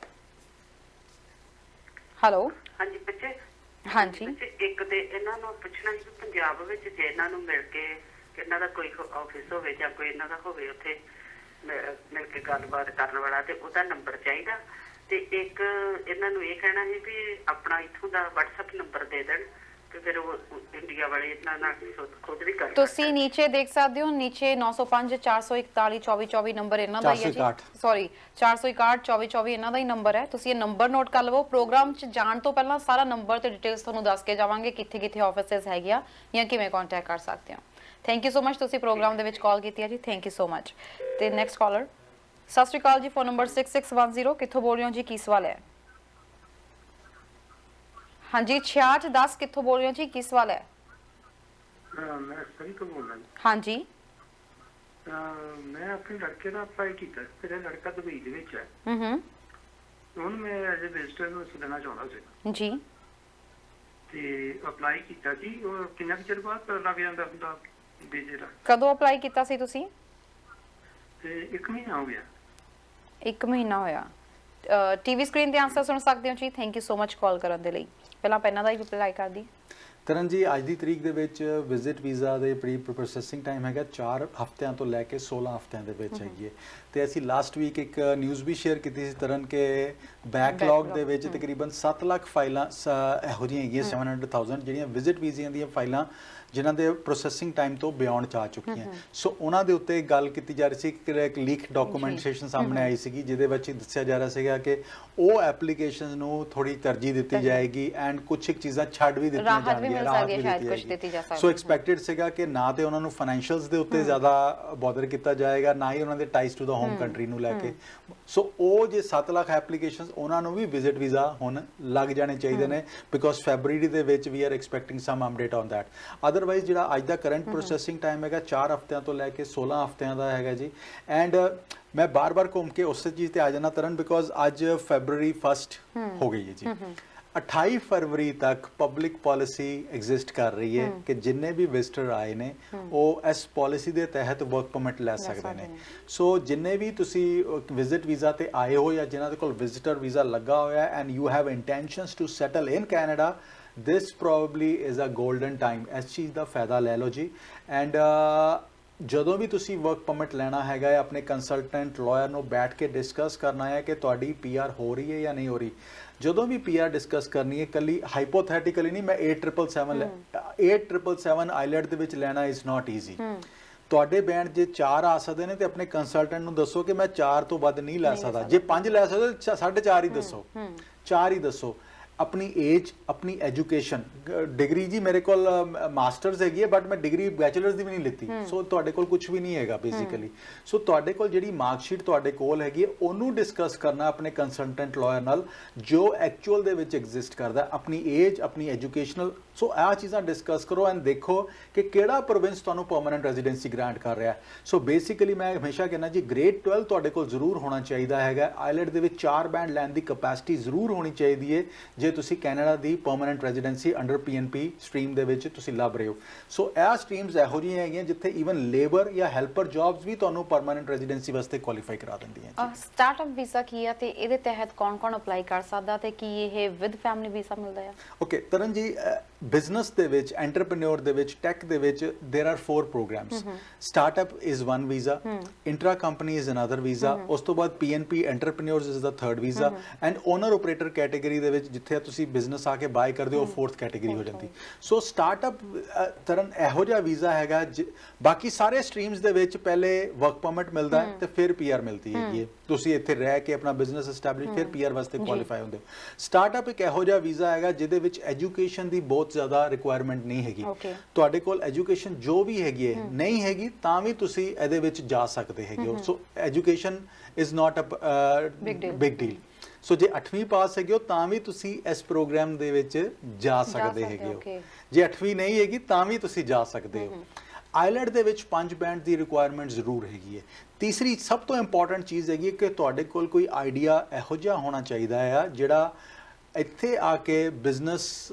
ਨੂੰ ਤੁਸੀਂ ਟੈਕਨੋਲੋਜੀ ਨਾਲ ਅਮਾਲਗਾਮੇਟ ਕਰਕੇ ਸਬਮਿਟ ਕਰ ਸਕੋ ਐਂਜਲ ਇਨਵੈਸਟਰਸ ਨੂੰ ਬਿਜ਼ਨਸ ਪ੍ਰਪੋਜ਼ਲ ਦੇ ਸਕੋ ਕਿ ਆ ਮੇਰਾ ਆਈਡੀਆ ਹੈਗਾ this is what I want to do and ਐ ਨਹੀਂ ਕਿ ਤੁਸੀਂ ਟੈਕ ਨਾਲ ਹਰ ਬਿਜ਼ਨਸ ਅੱਜ ਦੀ ਤਰੀਕ ਦੇ ਵਿੱਚ ਟੈਕਨੋਲੋਜੀ ਨਾਲ ਜੁੜ ਸਕਦਾ ਹੈਗਾ ਭਾਵੇਂ ਤੁਸੀਂ ਈਵਨ ਗੋਲਡਸਮਿਥ ਹੈਗੇ ਹੋ ਤਾਂ ਵੀ ਤੁਸੀਂ ਟੈਕਨੋਲੋਜੀ ਨਾਲ ਜਾ ਸਕਦੇ ਹੋ ਕੱਲੇ ਵੇਅਰ ਹਾਊਸਿੰਗ ਦੇ ਵਿੱਚ ਹੈਗੇ ਹੋ ਤਾਂ ਵੀ ਟੈਕਨੋਲੋਜੀ ਦੇ ਵਿੱਚ ਜਾ ਸਕਦੇ ਹੈਗੇ ਹੋ ਜੇ ਕੱਲਾ ਤੁਸੀਂ ਹਾਊਸਿੰਗ ਦੇ ਵਿੱਚ ਹੈਗੇ ਹੋ ਉਹਨੂੰ ਵੀ ਤੁਸੀਂ ਟੈਕਨੋਲੋਜੀ ਨਾਲ ਅਮਾਲਗਾਮੇਟ ਕਰ ਸਕਦੇ ਹੋ ਅੱਜ ਦੀ ਤਰੀਕ ਦੇ ਵਿੱਚ ਸੋ ਆ ਸਾਰਾ ਬਿਜ਼ਨਸ ਪਲਾਨ ਬਣ ਕੇ ਸਬਮਿਟ ਹੁੰਦਾ ਤਰਨ ਜੀ ਐਂਜਲ ਇਨਵੈਸਟਰਸ ਦੇ ਕੋਲ ਇਨਕਿਊਬੇਟਰਸ ਦੇ ਕੋਲ ਜਾਂ ਵੈਂਚਰ ਕੈਪੀਟਲਿਸਟ ਦੇ ਕੋਲ ਸੋ ਆ ਉਹ ਬਾਡੀਜ਼ ਹੈਗੀਆਂ ਜਿਨ੍ਹਾਂ ਦੇ ਕੋਲ ਪਰਮਿਸ਼ਨ ਹੈਗੀ ਹੈ ਲੈਟਰ ਆਫ ਸਪੋਰਟ ਦੇਣ ਦੀ ਸੋ ਜੇ ਉਹਨਾਂ ਨੂੰ ਲੱਗੇਗਾ ਕਿ ਆ ਜਿਹੜਾ ਬਿਜ਼ਨਸ ਆਈਡੀਆ ਹੈਗਾ ਬਿਜ਼ਨਸ ਪ੍ਰਪੋਜ਼ਲ ਹੈਗਾ ਇਹ this is worth working in Canada ਤਾਂ they will give out a letter of support but ਉਹ ਲੈਟਰ ਆਫ ਸਪੋਰਟ ਤੋਂ ਪਿੱਛੇ ਬਿਹਾਈਂਡ ਦਾ ਸੀਨ ਬਹੁਤ ਸਾਰਾ ਕੰਮ ਹੁੰਦਾ ਹੈ ਇੱਕ ਵਾਰੀ ਲੈਟਰ ਆਫ ਸਪੋਰਟ ਆ ਗਿਆ ਫਿਰ ਐਪਲੀਕੈਂਟ ਦੀ ਵਰਕ ਪਰਮਿਟ ਦੀ ਤੇ PR the with family application ਲੱਗ ਜਾਂਦੀ ਹੈ ਓਕੇ ਕੱਲ ਕਰਾਂਗੇ ਸਾਡਾ ਕਾਲਰ ਜੁੜ ਗਏ ਨੇ ਸਤਿ ਸ੍ਰੀ ਅਕਾਲ ਜੀ 6629 ਕਿੱਥੋਂ ਬੋਲ ਰਹੇ ਹੋ ਜੀ ਕੀ ਸਵਾਲ ਹੈ ਸਤਿ ਸ਼੍ਰੀ ਅਕਾਲ ਮੈਂ ਯੂਐਸਏ ਤੋਂ ਬੋਲ ਰਹੀ ਹਾਂ ਮੈਂ ਪਰਮਾਨੈਂਟ ਰੈਜ਼ੀਡੈਂਟ ਹਾਂ ਯੂਐਸਏ ਪਰ ਮੈਂ ਇੰਡੀਆ ਦੀ ਸਿਟੀਜ਼ਨ ਹਾਂ ਮੇਰਾ ਵਿਆਹ ਇੱਥੇ ਧੋਖੇ ਨਾਲ ਮਤਲਬ ਗੇ ਮੁੰਡੇ ਨਾਲ ਕਰ ਦਿੱਤਾ ਤੇ ਉਹ ਮੈਨੂੰ ਡੋਮੈਸਟਿਕ ਵਾਇਲੈਂਸ ਕਰਦਾ ਸੀਗਾ ਤੇ ਉਹਨੂੰ 1 ਈਅਰ ਦੀ ਸਜ਼ਾ ਹੋ ਗਈ ਉਸ ਤੋਂ ਬਾਅਦ ਇਹਨਾਂ ਨੇ ਮੇਰੇ ਮੈਡੀਕਲ 'ਚ ਥੋੜਾ ਘਪਲਾ ਕਰ ਦਿੱਤਾ ਮੈਂਟਲ ਹੈਲਥ ਦੇ ਰੈਕੋਰਡਸ ਨਾਲ ਫਰਾਡੂਲੈਂਟ ਰਿਕਾਰਡ ਕ੍ਰੀਏਟ ਕਰਤੇ ਤਾਂ ਕਿ ਉਹਦਾ ਡੋਮੈਸਟਿਕ ਵਾਇਲੈਂਸ ਹਾਈਡ ਕਰ ਸਕਣ ਬਟ ਉਹਨੂੰ ਮੈਂ ਉਹਦਾ ਸਾਰਾ ਕ੍ਰਾਈਮ ਐਕਸਪੋਜ਼ ਕਰਤਾ ਤੇ ਉਹਨੂੰ 1 ਸਾਲ ਦੀ ਸਜ਼ਾ ਹੋ ਗਈ ਹੁਣ ਮੈਨੂੰ 3-4 ਸਾਲਾਂ ਤੋਂ ਤੰਗ ਕਰੀ ਜਾ ਰਿਹਾ ਹੈ ਐਮਪਲੋਇਮੈਂਟ ਜਿੱਥੇ ਲੈਣ ਜਾਂਦੀ ਹਾਂ ਉੱਥੇ ਵੀ ਫਰਾਡ ਪੇਪਰ ਵਰਕ ਤੇ ਸਾਈਨ ਲੈਣ ਦੀ ਕੋਸ਼ਿਸ਼ ਕਰਦੇ ਆ ਮੇਰੀ ਤੇ ਮੈਨੂੰ ਤੰਗ ਬਹੁਤ ਕਰ ਰਿਹਾ ਅਮਰੀਕਾ ਵਿੱਚ ਮੈਂ ਇੰਡੀਆ ਤੋਂ ਪੈਸੇ ਲੈ ਲੈ ਕੇ ਕਰੋੜਾਂ ਰੁਪਏ ਇੱਥੇ ਕਰ ਚੁੱਕੀ ਹਾਂ ਇੱਥੇ ਮੈਂ ਸਰਵਾਈਵ ਇੰਡੀਆ ਦੇ ਪੈਸੇ ਨਾ ਕਰ ਰਹੀ ਤੇ ਮੇਰੇ ਲਈ ਕੁਝ ਹੈ ਕਿ ਮੈਂ ਕਿਸੇ ਤਰੀਕੇ ਹੈਲਪ ਲੈ ਸਕਦੀ ਕੈਨੇਡਾ ਤੋਂ ਆਪਣੀ ਪ੍ਰੋਟੈਕਸ਼ਨ ਲਈ ਤੇ ਇੱਥੋਂ ਇਹਨਾਂ ਤੋਂ ਛੁੱਟਣ ਲਈ ਬਿਕੋਜ਼ ਮੈਂ ਜਿੱਥੇ ਜਾਂਦੀ ਹਾਂ ਮੈਨੂੰ ਬਹੁਤ ਸੇਫਟੀ ਲਈ ਤੰਗ ਕਰਦੇ ਮੈਨੂੰ ਐਬਿਊਜ਼ ਕਰਨਾ ਸ਼ੁਰੂ ਕਰ ਦਿੰਦੇ ਆਲੇ ਦੁਆਲੇ ਲੋਕਾਂ ਨੂੰ ਯੂਜ਼ ਕਰਕੇ ਜਾਂ ਜੌਬ ਤੇ ਵੀ ਜੀ ਸਰ ਆਪਾਂ ਇਹਦੇ ਬਾਰੇ ਗੱਲ ਕਰ ਸਕਦੇ ਹਾਂ ਠੀਕ ਹੈ ਜੀ ਤੁਸੀਂ ਟੀਵੀ ਸਕਰੀਨ ਤੇ ਆਨਸਰ ਸੁਣ ਸਕਦੇ ਹੋ ਥੈਂਕ ਯੂ ਸੋ ਮਚ ਤੁਸੀਂ ਪ੍ਰੋਗਰਾਮ 'ਚ ਕਾਲ ਕੀਤੀ ਹੈ ਤੇ ਤੁਹਾਨੂੰ ਉਂਝ ਕੋਈ ਨਾਲੇ ਦੀਦੀ ਮੈਂ ਨਾ ਕੰਪਿਊਟਰ ਸਾਇੰਸ ਇੰਜੀਨੀਅਰ ਤੇ ਐਮਬੀ ਹੈ ਮੇਰੇ ਕੋਲ 3 ਇਅਰਸ ਦਾ ਮਲਟੀਨੈਸ਼ਨਲ ਕੰਪਨੀ ਦਾ ਆਪਰੇਸ਼ਨਸ ਮੈਨ ਦਾ ਐਕਸਪੀਰੀਅੰਸ ਵੀ ਹੈ ਵਿਪਰੋ ਕੰਪਨੀ ਦਾ ਜੀ ਤੁਸੀਂ ਟੀਵੀ ਸਕਰੀਨ ਤੇ ਆਨਸਰ ਸੁਣ ਸਕਦੇ ਹੋ ਜੀ ਥੈਂਕ ਯੂ ਸੋ ਮਚ ਤੁਸੀਂ ਪ੍ਰੋਗਰਾਮ ਦੇ ਵਿੱਚ ਕਾਲ ਕੀਤੀ ਹੈ ਟੀਵੀ ਤੇ ਤੁਹਾਨੂੰ ਰਿਪਲਾਈ ਕਰ ਰਹੇ ਹਾਂ ਜੀ ਥੈਂਕ ਯੂ ਜੀ ਸਰ ਇਟਸ ਸੈਡ ਮੈਂ ਤਾਂ ਇੱਕੋ ਹੀ ਚੀਜ਼ ਕਹਾਂਗਾ ਜੀ ਤੁਸੀਂ ਤਾਂ ਜੋ ਤੁਸੀਂ ਦੱਸ ਰਹੇ ਹੋ ਤੁਹਾਡੇ ਕੋਲ ਐਕਸਪੀਰੀਅੰਸ ਹੈਗਾ ਐਂਡ ਜੋ ਤੁਹਾਡੇ ਕੋਲ ਐਜੂਕੇਸ਼ਨ ਹੈਗੀ ਹੈ ਤੁਸੀਂ ਤੇ ਪਰਮਨੈਂਟ ਰੈਜ਼ੀਡੈਂਸੀ ਵਾਸਤੇ ਵੀ ਕੁਆਲੀਫਾਈ ਕਰ ਸਕਦੇ ਹੋ ਸੋ ਰਿਫਿਊਜੀ ਦੇ ਚੱਕਰਾਂ ਦੇ ਵਿੱਚ ਨਾ ਪਿਆ ਜੇ ਤੁਸੀਂ ਤੁਹਾਡੇ ਕੋਲ ਹੋਰ ਬੜੀਆਂ 3600 ਆਪਸ਼ਨਸ ਪ੍ਰੋਬਬਲੀ ਐਗਜ਼ਿਸਟ ਕਰਨਗੀਆਂ ਬਿਕੋਜ਼ ਅਸੀਂ ਟੈਕ ਕੰਪਨੀ ਦੀ ਤੇ ਅੱਜ ਵੀ ਗੱਲ ਕਰਦੇ ਹਟੇ ਹਾਂ ਸੋ ਆਪਣੇ ਸੀਵੀਜ਼ ਆਪਣਾ ਡਿਟੇਲ ਸਾਡੇ ਆਫਿਸ ਨਾਲ ਸ਼ੇਅਰ ਕਰ ਦਿਓ info@icc'immigration.ca info@icc'immigration.ca ਤੇ ਸੈਂਡ ਅਸ ਯੋਰ ਡਿਟੇਲਸ ਤੁਸੀਂ ਹੋ ਸਕਦਾ ਤੁਹਾਡੀ ਐਕਸਪ੍ਰੈਸ ਐਂਟਰੀ ਦੇ ਵਿੱਚ ਸਟੇਟ ਆਪਸ਼ਨ ਐਗਜ਼ਿਸਟ ਕਰਨ ਐਂਡ ਈਵਨ ਤੁਸੀਂ WhatsApp ਤੇ ਵੀ ਸਾਨੂੰ ਕੰਟੈਕਟ ਕਰ ਸਕਦੇ ਹੋ ਇੱਕ ਭੈਣ ਜੀ ਨੇ ਸਾਨੂੰ ਪਹਿਲੇ WhatsApp ਨੰਬਰ ਵੀ ਪੁੱਛਿਆ ਸੀਗਾ ਜੀ 647 850 9000 ਸਾਡਾ ਨੰਬਰ ਹੈਗਾ ਜੀ 647 8509000 ਹੈ WhatsApp ਨੰਬਰ ਹੈਗਾ ਤੁਸੀਂ ਇਹਦੇ ਤੇ ਵੀ ਡਿਟੇਲਸ ਆਪਣੀਆਂ ਸ਼ੇਅਰ ਕਰਾ ਸਕਦੇ ਹੋ ਜੀ ਬਿਲਕੁਲ ਨੈਕਸਟ ਕਾਲਰ ਸਤਿ ਸ੍ਰੀ ਅਕਾਲ ਜੀ ਫੋਨ ਨੰਬਰ 9069 ਕਿੱਥੋਂ ਬੋਲ ਰਹੇ ਹੋ ਜੀ ਕੀ ਸਵਾਲ ਹੈ ਮੈਡਮ ਉਹ ਸਾਰੀ ਤੋਂ ਬੋਲਦੇ ਜੀ ਹਾਂਜੀ ਮੈਡਮ ਅਸੀਂ ਪੁੱਛਣਾ ਚਾਹੁੰਦੇ ਸਾਡੀ 4 ਮਹੀਨੇ ਪਹਿਲਾਂ ਅਪਰੂਵਲ ਆ ਗਈ ਸੀ ਅਕਤੂਬਰ ਨੂੰ ਜੀ ਸਾਡਾ COPR ਨੰਬਰ ਨਹੀਂ ਆ ਰਿਹਾ ਜੀ COPR ਨੰਬਰ ਨਹੀਂ ਜੀ ਹਾਂਜੀ ਅਪਰੂਵਲ ਭੇਜੀ ਸੀ ਉਹਨਾਂ ਨੇ ਠੀਕ PR ਦੀ ਠੀਕ ਹੈ ਜੀ, ਟੀਵੀ ਸਕਰੀਨ ਤੇ ਆਨਸਰ ਸੁਣ ਸਕਦੇ ਹੋ। ਥੈਂਕ ਯੂ ਸੋ ਮਚ, ਤੁਸੀਂ ਪ੍ਰੋਗਰਾਮ 'ਚ ਕਾਲ ਕੀਤੀ ਹੈ ਜੀ ਸਰ। ਪੇਸ਼ੈਂਸ ਰੱਖੋ, ਬਸ ਆਉਣ ਵਾਲੀ ਹੋਣੀ ਚਾਹੀਦੀ ਹੈ ਜੀ। ਤੁਸੀਂ ਮਿਠਾਈ ਭੇਜਣ ਦੀ ਤਿਆਰੀ ਕਰੋ ਸਾਡੇ ਸਟੂਡੀਓ ਦੇ ਵਿੱਚ। ਜੀ, ਸਟਾਰਟਅਪ ਵੀਜ਼ਾ ਦੀ ਆਪਾਂ ਗੱਲ ਕਰ ਸੀ, ਤੁਸੀਂ ਕਿਹਾ ਸੀ ਐਜੂਕੇਸ਼ਨ ਰਿਕੁਆਇਰਮੈਂਟ ਨਹੀਂ ਇੰਨੀ ਹੈਗੀ, ਆਇਲਸ ਤੇ 5 ਬੈਂਡ ਘੱਟੋ ਘੱਟ ਚਾਹੀਦੇ ਹੋਣੇ ਆ, ਤੇ ਇਸ ਤੋਂ ਇਲਾਵਾ ਕੋਈ ਏਜ ਵਗੈਰਾ ਵੀ ਮੈਟਰ ਕਰਦੀ ਹੈ? ਕੋਈ ਏਜ ਨਹੀਂ ਮੈਟਰ ਕਰਦੀ Tarn, and this is an amazing visa. ਇਹਦੇ ਵਿੱਚ ਸਟ੍ਰੇਟ ਅਵੇ ਤੁਸੀਂ ਪੀਆਰ ਤੇ ਵੀ ਆ ਸਕਦੇ ਹੋ, ਵਰਕ ਪਰਮਿਟ ਤੇ ਆ ਕੇ ਆਪਣਾ ਬਿਜ਼ਨਸ ਵੀ ਸਟੈਬਲਿਸ਼ ਕਰਨਾ ਸ਼ੁਰੂ ਕਰ ਸਕਦੇ ਹੈਗੇ ਹੋ, ਐਂਡ ਕਿਸੇ ਵੀ ਬਿਜ਼ਨਸ ਦੇ ਵਿੱਚ ਹੈਗੇ ਹੋ। ਓਨਲੀ ਥਿੰਗ ਇਜ਼ ਤੁਹਾਡੇ ਕੋਲ ਆਈਡੀਆ ਇਹੋ ਜਿਹਾ ਹੋਣਾ ਚਾਹੀਦਾ, ਜਾਂ ਜਿਹੜਾ ਟੈਕਨੋਲੋਜੀ ਦੇ ਨਾਲ, ਆਰਟੀਫੀਸ਼ੀਅਲ ਇੰਟੈਲੀਜੈਂਸ ਨਾਲ ਤੁਸੀਂ ਅਮਾਲਗੇਮੇਟ ਕਰਕੇ ਤੁਸੀਂ ਪ੍ਰੈਜ਼ੈਂਟ ਕਰ ਸਕੋ ਕਿ this is what I want to do. So ਇਸ ਟਾਈਮ ਤੇ ਕੈਨੇਡੀਅਨ ਗਵਰਨਮੈਂਟ ਬਹੁਤ ਫੋਕਸਡ ਹੈਗੀ ਸਟਾਰਟਅਪ ਵੀਜ਼ਾ ਦੇ ਉੱਤੇ। ਇੱਕ ਵਾਰੀ ਲੈਟਰ ਆਫ ਸਪੋਰਟ ਆ ਗਿਆ ਤਰਨ ਜੀ, ਉਸ ਤੋਂ ਬਾਅਦ ਨਾਰਮਲ ਪ੍ਰੋਸੈਸਿੰਗ ਟਾਈਮ ਸਿਰਫ 9 ਮਹੀਨੇ ਦਾ ਰਹਿ ਜਾਂਦਾ ਸੀਗਾ ਪੀਆਰ ਵਾਸਤੇ ਪ੍ਰੀ ਕੋਵਿਡ।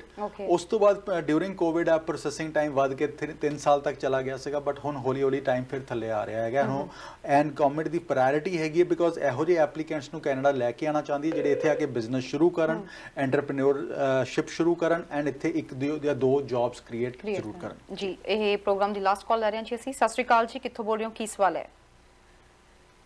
ਹੈਲੋ, ਹਾਂਜੀ ਸਤਿ ਸ਼੍ਰੀ ਅਕਾਲ ਜੀ। ਹਾਂਜੀ, ਸਾਡਾ ਸਵਾਲ ਜੀ, ਅਸੀਂ ਇੱਥੇ ਬਰਮਟਨ ਤੋਂ ਬੋਲਦੇ ਹਾਂ ਜੀ। ਉਹ ਮੈਂਟਰ ਆਏ ਹੋਏ ਆ ਜੀ ਇੱਥੇ। ਹਾਂਜੀ, ਉਹਨਾਂ ਨੇ ਵਰਕ ਪਰਮਿਟ ਲੈਣਾ, ਵੀ ਉਹ ਕਿਹੜੀ ਕੈਟਾਗਰੀ 'ਚ ਵੀ ਲੈ ਸਕਦੇ ਨੇ? ਮੈਨੂੰ ਤਾਂ ਤੋਂ ਪੁੱਛਣਾ ਬਾਕੀ ਪਤਾ ਕਰਨਾ। ਪ੍ਰੋਫਾਈਲ ਕੀ ਹੈ ਜੀ ਉਹਨਾਂ ਦੀ, ਕੀ ਕੀਤਾ ਹੋਇਆ ਉਹਨਾਂ ਨੇ, ਉਮਰ ਕਿੰਨੀ ਹੈ ਤੇ ਕੀ ਕੀਤਾ ਹੋਇਆ? ਉਹਨਾਂ ਦੀ 42 ਸਾਲ ਦੀ ਹੈ, +2 ਕੀਤੀ ਵੀ ਆ, 5 ਬੈਂਡ ਲੈ ਸੀ ਉਹਨਾਂ ਨੇ। ਉਦੋਂ ਕੋਵਿਡ 'ਚ ਵੀਜ਼ਾ ਦੀ ਹੋ ਗਏ, ਵੀ ਹੁਣ ਦੁਬਾਰੇ ਵੀ ਉਹ ਕਰ ਸਕਦੇ ਆ। ਤੇ ਉਹ ਤਾਂ ਉਹਨਾਂ ਨੇ ਵੀ ਮਤਲਬ ਫੈਰ 'ਚ ਤਾਂ ਉਹਨਾਂ ਦਾ ਖੇਤੀਬਾੜੀ ਆ, ਤੇ ਵੀ ਹੁਣ ਉਹ ਟਰੱਕ ਦਾ ਲੈ ਸਕਦੇ ਆ।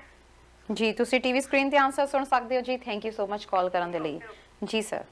ਬਿਲਕੁਲ ਭੈਣ ਜੀ, ਉਹ ਟਰੱਕ ਦਾ ਲਾਇਸੈਂਸ ਲੈ ਕੇ ਵਰਕ ਪਰਮਿਟ ਵੀ ਲੈ ਸਕਦੇ ਨੇ, ਬਟ ਅਗੇਨ ਜਦੋਂ ਵੀ ਤੁਸੀਂ ਟਰੱਕ ਦਾ ਲਾਇਸੈਂਸ ਲੈ ਕੇ, ਬਿਕੋਜ਼ ਹੁਣ ਟਰੱਕ ਵਾਲੀ ਜਿਹੜੀ ਜੌਬ ਹੈਗੀ ਹੈ ਉਹ ਨੌਕ B ਦੇ ਵਿੱਚ ਆ ਗਈ ਹੈਗੀ ਹੈ, ਸੋ ਤੁਸੀਂ ਉਹ ਵੀ ਦੇਖਣਾ ਹੈ ਕਿ ਉਹ ਪੀਆਰ ਵਾਸਤੇ ਕੁਆਲੀਫਾਈ ਹੋਏਗਾ ਜਾਂ ਨਹੀਂ ਹੋਏਗਾ। ਓਨਟਾਰੀਓ ਦੇ ਵਿੱਚ ਉਹਦਾ ਪੀਆਰ ਵਾਸਤੇ ਕੁਆਲੀਫਾਈ ਹੋਣਾ ਬਹੁਤ ਮੁਸ਼ਕਲ ਹੈਗਾ। ਤੁਸੀਂ ਇੱਕ ਵਾਰੀ ਉਹਨਾਂ ਨੂੰ ਸਾਡੇ ਦਫ਼ਤਰ ਦੇ ਵਿੱਚ ਭੇਜੋ, ਐਂਡ ਉਹਨਾਂ ਦੀ ਡਿਟੇਲਸ, ਉਹਨਾਂ ਨੂੰ ਕਹਿਣਾ ਕਿ ਆਪਣਾ ਪਾਸਪੋਰਟ, ਆਪਣਾ ਵਰਕ ਪਰਮਿਟ, ਆਪਣਾ ਵਿਜ਼ਟਰ ਵੀਜ਼ਾ ਤੇ ਆਪਣਾ ਆਈਲੈਟ ਦਾ ਸਕੋਰ ਕਾਰਡ ਤੇ 12ਵੀਂ ਦਾ ਸਰਟੀਫਿਕੇਟ ਲੈ ਕੇ ਆਣ, ਤੇ ਮੈਂ ਹੋ ਸਕਦਾ ਉਹਨਾਂ ਦੀ ਇੰਟਰਵਿਊ ਕਰਵਾ ਕੇ ਉਹਨਾਂ ਦੀ ਜੌਬ ਵਾਸਤੇ ਤਿਆਰੀ ਕਰਵਾ ਸਕਦਾ ਹੈਗਾ ਜੀ। ਜੀ ਬਿਲਕੁਲ। ਸੋ ਇਸ ਸਰਵਰ ਟੀਮ ਨੂੰ ਕਹਾਂਗੇ ਪਲੀਜ਼ ਇਸ ਤੋਂ ਵੱਧ ਹੋਰ ਕਾਲਸ ਨਾ ਭੇਜੀਆਂ ਜਾਣ, ਸਮਾਂ ਇਜਾਜ਼ਤ ਲੈਣ ਦਾ ਹੋ ਰਿਹਾ। ਲਾਸਟ ਕਾਲ ਅਸੀਂ ਲੈ ਰਹੇ ਹਾਂ 5941, ਕਿੱਥੋਂ ਬੋਲ ਰਹੇ ਹੋ ਜੀ, ਕੀ ਸਵਾਲ ਹੈ? ਸਤਿ ਸ਼੍ਰੀ ਅਕਾਲ ਜੀ, ਮੈਂ ਕੈਲਗਰੀ ਤੋਂ ਹਰਿੰਦਰ ਬੋਲਦੀ ਹਾਂ ਜੀ। ਹਾਂਜੀ ਮੈਡਮ, ਅਲਬਰਟਾ ਦੇ ਵਿੱਚ ਇੱਕ ਨਿਊ ਪ੍ਰੋਗਰਾਮ ਜਿਹੜਾ ਭੈਣ ਭਰਾ ਲਈ ਆਇਆ, ਤੁਸੀਂ ਲਾਸਟ ਵਾਰ ਵੀ ਕਿਹਾ ਸੀ ਡਿਸਕਸ ਕਰਾਂਗੇ, ਪਲੀਜ਼ ਉਹਦੇ ਬਾਰੇ ਦੱਸ ਦਿਓ। ਜੀ ਬਿਲਕੁਲ, ਥੈਂਕ ਯੂ ਸੋ ਮਚ ਜੀ। ਤੁਸੀਂ ਟੀਵੀ ਸਕਰੀਨ ਤੇ ਆਨਸਰ ਸੁਣ ਸਕਦੇ ਹੋ। ਥੈਂਕ ਯੂ ਕਾਲ ਕਰਨ ਦੇ ਲਈ ਜੀ। ਥੈਂਕ ਯੂ ਜੀ। ਜੀ ਸਰ। ਓਕੇ, ਜਿਹੜਾ ਐਲਬਰਟ ਇਸ ਤਰ੍ਹਾਂ ਦੀ ਸਾਡੇ ਤੋਂ ਫਿਰ ਵੀ should have taken this. Okay, ਬਿਲਕੁਲ ਭੈਣ ਜੀ, ਤੁਸੀਂ ਯਾਦ ਕਰਾਤਾ ਜੀ। ਐਂਡ ਅਲਬਰਟਾ ਦੇ ਵਿੱਚ ਇੱਕ ਨਵਾਂ ਪ੍ਰੋਗਰਾਮ ਪੁਰਾਣਾ ਹੀ ਹੈਗੇ ਨੇ, ਬਟ ਉਹਦੇ ਵਿੱਚ ਪੁਆਇੰਟਸ ਐਕਸਟਰਾ ਦਿੱਤੇ ਜਾ ਰਹੇ ਨੇ ਜਿਹੜੇ ਜਿਨ੍ਹਾਂ ਦੇ ਭੈਣ ਭਾਈ ਕੈਨੇਡਾ ਅਲਬਰਟਾ ਦੇ ਵਿੱਚ ਅੰਕਲ ਆਂਟ ਮਦਰ ਫਾਦਰ ਰਹਿ ਰਹੇ ਨੇ, ਸੋ ਉਹ ਪ੍ਰਾਇੋਰਟੀ ਸਟਰੀਮ ਇੱਕ ਨਵੇਂ ਪੁਆਇੰਟਸ ਦਿੱਤੇ ਗਏ ਨੇ। ਸੋ ਅਲਬਰਟਾ ਐਡਵਾਂਟੇਜ ਦੇ ਵਿੱਚ ਜਿਹੜੀਆਂ ਆਕੂਪੇਸ਼ਨਸ ਇਨ ਡਿਮਾਂਡ ਹੈਗੀਆਂ, ਉਹਨਾਂ ਆਕੂਪੇਸ਼ਨਸ ਦੇ ਉੱਤੇ ਹੀ ਫੋਕਸ ਰੱਖਿਆ ਗਿਆ ਹਲੇ। ਸੋ ਜਿਹੜੇ ਅਲਬਰਟਾ ਦੇ ਵਿੱਚ ਭੈਣ ਭਾਈ ਰਹਿ ਰਹੇ ਨੇ, ਉਹ ਆਪਣੇ ਬ੍ਰਦਰ ਸਿਸਟਰ ਨੂੰ ਐਕਸਟਰਾ ਪੁਆਇੰਟ ਲੈ ਕੇ ਦੇ ਸਕਦੇ ਨੇ। ਸੋ ਇੱਕੋ ਹੀ ਚੀਜ਼ ਤੇ ਜੇ ਤੁਸੀਂ ਆਪਣੇ ਭੈਣ ਭਾਈ ਨੂੰ ਬੁਲਾਉਣਾ ਚਾਹੁੰਦੇ ਹੋ, ਉਹਨਾਂ ਦੀ ਡਿਟੇਲ ਸਾਡੇ ਨਾਲ ਸ਼ੇਅਰ ਕਰ ਦਿਓ, ਮੈਂ ਐਵੈਲੂਏਟ ਕਰਕੇ ਦੱਸ ਦੂੰਗਾ ਕਿ ਉਹ ਕੁਆਲੀਫਾਈ ਹੋ ਰਹੇ ਨੇ ਇਸ ਸਟਰੀਮ ਦੇ ਅੰਡਰ ਜਾਂ ਨਹੀਂ ਹੋ ਰਹੇ ਜੀ। ਜੀ ਬਿਲਕੁਲ। ਤੇ ਸਰ ਸਮਾਂ ਇਜਾਜ਼ਤ ਲੈਣ ਦਾ ਹੋ ਰਿਹਾ। ਜਿਹੜੇ ਦਰਸ਼ਕ ਤੁਹਾਨੂੰ ਦੇਖ ਰਹੇ ਨੇ, ਤੁਹਾਡਾ ਪ੍ਰੋਫਾਈਲ ਡਿਸਕਸ ਕਰਨਾ ਚਾਹੁੰਦੇ ਨੇ, ਕਦੋਂ ਕਿਵੇਂ ਕਿੱਥੇ ਕੰਟੈਕਟ ਕਰ ਸਕਦੇ ਨੇ, ਪਲੀਜ਼ ਨੰਬਰ ਨੋਟ ਕਰ ਲਿਓ ਇੱਕ ਵਾਰੀ ਜ਼ਰੂਰ। ਬਿਲਕੁਲ ਤਰਨ ਜੀ, ਸਭ ਤੋਂ ਪਹਿਲਾਂ ਤਾਂ ਮੈਂ ਇਹ ਕਹਿਣਾ ਚਾਹਾਂਗਾ, ਜਿੰਨੇ ਵੀ ਵਿਜ਼ਟਰ ਹੈਗੇ ਨੇ, ਉਹ ਆਪਣਾ 골ਡਨ ਟਾਈਮ ਹੈਗਾ ਅਗਲੇ 27 ਦਿਨ ਦਾ, 28 ਫਰਵਰੀ ਤੋਂ ਪਹਿਲਾਂ ਜੇ ਤੁਸੀਂ ਵਿਜ਼ਿਟਰ ਟੂ ਵਰਕ ਪਰਮਿਟ ਜਾਣਾ ਚਾਹੁੰਦੇ ਹੋ, this is the best opportunity. ਆ ਟਾਈਮ ਨਾ ਜਾਣ ਦਿਆ ਜੇ। ਕਈ ਵਾਰੀ ਅਸੀਂ ਨਾ ਚੀਜ਼ਾਂ ਨੂੰ ਨਿਕਲਣ ਦਿੰਦੇ ਆ, ਉਸ ਤੋਂ ਬਾਅਦ ਅਸੀਂ ਕਹਿੰਦੇ ਆ ਕਿ ਅਸੀਂ ਉਸ ਟਾਈਮ ਤੇ ਕਰ ਸਕਦੇ ਸੀ, ਕੀਤਾ ਕਿਉਂ ਨਹੀਂ, ਤੇ ਉਹ ਚੀਜ਼ਾਂ ਬਾਅਦ ਚੋਂ ਤੰਗ ਕਰਦੀਆਂ ਹੈਗੀਆਂ। ਸੋ ਜਿਨ੍ਹਾਂ ਦੀ ਏਜ 40 ਤੋਂ ਉੱਪਰ ਹੈਗੀ ਹੈ, 50 ਤੋਂ ਉੱਪਰ ਹੈਗੀ ਹੈ, ਬਟ 55 ਤੋਂ ਘੱਟ ਹੈਗੀ ਹੈ, ਗ੍ਰੇਡ 12 ਕੀਤਾ ਹੋਇਆ, ਐਂਡ ਲੇਬਰ ਹੈਲਪਰ ਜੌਬਸ ਜਾਂ ਕੰਸਟਰਕਸ਼ਨ ਦੇ ਵਿੱਚ ਜਾਂ ਰੈਸਟੋਰੈਂਟ ਦੇ ਵਿੱਚ ਜਾਂ ਹੋਟਲ ਦੇ ਵਿੱਚ ਜੌਬ ਕਰਨ ਵਾਸਤੇ ਤਿਆਰ ਹੈਗੇ ਨੇ। ਬਟ ਇਹ ਜੌਬਸ ਇਹੋ ਜਿਹੀਆਂ ਹੈਗੀਆਂ ਕਿਉਂਕਿ EMPLOYER ਡੈਜ਼ਿਗਨੇਟਿਡ ਹੈਗੇ ਨੇ, ਉਹਨਾਂ ਦੇ ਕੋਲ ਪਹਿਲੇ ਹੀ ਅਪਰੂਵਲਸ ਹੈਗੀਆਂ, ਉਹ ਤੁਹਾਨੂੰ PNP ਵਾਸਤੇ ਕੁਆਲੀਫਾਈ ਕਰਾ ਸਕਦੇ ਨੇ। ਤੁਹਾਡੇ ਤੋਂ ਇਸ ਪ੍ਰੋਗਰਾਮ ਦੇ ਵਿੱਚ 5 ਰਿਕੁਆਇਰਮੈਂਟਸ ਹੈਗੀਆਂ ਜੀ। ਪਹਿਲੀ ਰਿਕੁਆਇਰਮੈਂਟ ਹੈਗੀ ਹੈ ਮਿਨੀਮਮ ਗ੍ਰੇਡ 12 ਤੁਹਾਡੀ ਹੋਣੀ ਚਾਹੀਦੀ ਹੈ। FA ਦੀ ਵੈਲਿਊਏਸ਼ਨ ਹੋਣੀ ਚਾਹੀਦੀ ਹੈ। ਦੂਸਰੀ ਹੈਗੀ 21 ਤੋਂ 55 ਦੇ ਵਿੱਚ ਏਜ ਹੋਣੀ ਚਾਹੀਦੀ ਹੈ। ਤੀਜੀ ਹੈਗੀ ਹੈ ਤੁਹਾਡੇ ਕੋਲ ਆਈਲੈਟ ਦੇ 4 ਬੈਂਡਸ ਹੋਣੇ ਚਾਹੀਦੇ ਨੇ। ਚੌਥੀ ਹੈਗੀ 1 ਸਾਲ ਦਾ ਕੈਨੇਡੀਅਨ ਐਕਸਪੀਰੀਅੰਸ ਤੋਂ ਬਾਅਦ PR ਲੱਗ ਸਕਦੀ ਹੈ ਤੁਹਾਡੀ।